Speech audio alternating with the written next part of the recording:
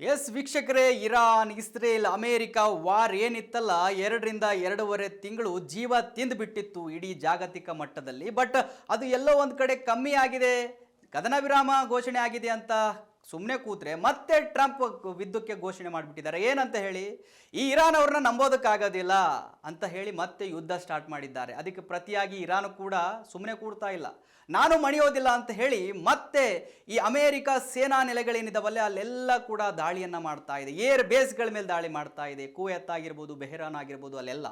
But America ಅಧ್ಯಕ್ಷ Donald Trump ಹೇಳಿಕೆ ಕೊಟ್ಟಿದ್ದಾರೆ, ಈ ಇರಾನ್ ಅವರ ಟಾರ್ಗೆಟ್ ನಾನು ನನ್ನ ಮುಗಿಸೋದಕ್ಕೆ ಅವರ ಒಂದು ಪಣವನ್ನು ತೊಟ್ಟಿದ್ದಾರೆ, ಆದರೆ ನಾನು ಹೆದರೋದಿಲ್ಲ. ಅವರು ಒಂದು ಏಟು ಹೊಡೆದ್ರೆ ನಾನು 20 ಏಟನ್ನು ಹೊಡಿಬಲ್ಲೆ ಅಂಥೇಳಿ ಇರಾನ್ಗೆ ಅಮೇರಿಕ ಅಧ್ಯಕ್ಷ ಮತ್ತೆ ಸವಾಲನ್ನು ಹಾಕಿದ್ದಾರೆ.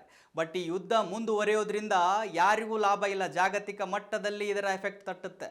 ಈ ಇರಾನು ಏನಿದಾವಲ್ಲ ಅಲ್ಲಿಂದನೇ ತೈಲ ಬರೋದ್ರಿಂದ, ಕಚ್ಚಾ ತೈಲ ಬರೋದ್ರಿಂದ, ಹರ್ಮುಜ್ ಜಲಸಂಧಿಯಿಂದ ಕಚ್ಚಾ ತೈಲ ಬರೋದ್ರಿಂದ ಈ ಇರಾನ್ ಮಾಡೋ ಕೆಲಸ ಹರ್ಮುಜ್ ಜಲಸಂಧಿಯನ್ನು ಬಂದ್ ಮಾಡೋದು. ಅಮೇರಿಕಕ್ಕಷ್ಟೇ ಹೊಡೆತ ಕೊಡೋದಿಲ್ಲ, ಇದು ಜಾಗತಿಕ ಮಟ್ಟದ ದೇಶಗಳಿಗೆ ಈ ಒಂದು ಪೆಟ್ಟನ್ನು ತಟ್ಟುತ್ತೆ. ಸೊ ಈ ಯುದ್ಧದಿಂದ ಯಾರಿಗೂ ಲಾಭ ಇಲ್ಲ, ಇದು ನಿಲ್ಲಬೇಕು.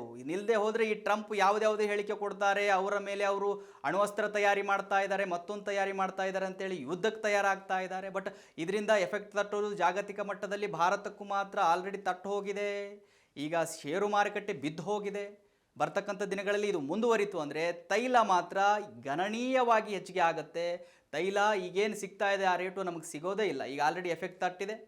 ಸೊ ನೋಡಬೇಕು ಯುದ್ಧ ಏನಾಗುತ್ತೆ, ಯಾವಾಗ ನಿಲ್ಲುತ್ತೆ ಅಂತ ಹೇಳಿ. ಸಂಪೂರ್ಣ ನ್ಯೂಸ್, ಇದು ನೊಂದವರ ಧ್ವನಿ.